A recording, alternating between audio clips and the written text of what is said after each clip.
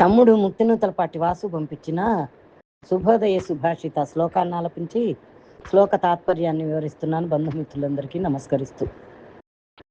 ఛందః పాదౌ తు వేదస్య హస్తౌ కల్పోధ పఠ్యతే జ్యోతిషామయనం చక్షుః నిరుక్తం శ్రోత్రముచ్యతే శిక్షాఘ్రాణం తు వేదస్య ముఖం వ్యాకరణం స్మృతం తస్మాత్ సాంగమధీత్యైవ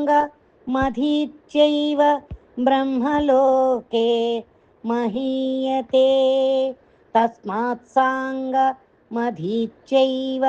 బ్రహ్మలోకే మహీయతే. తాత్పర్యం: వేదానికి ఛందస్సు పాదాలు, కల్పసూత్రాలు చేతులు, జ్యోతిష్యం కన్ను, నిరుక్తం చెవి, శిక్ష ముక్కు, ముఖం వ్యాకరణం. అందువల్ల అంగాలతో కూడిన వేదాన్ని అధ్యయనం చేస్తేనే బ్రహ్మలోకంలో గౌరవాన్ని పొందుతాడు అని ఈ శ్లోక భావము.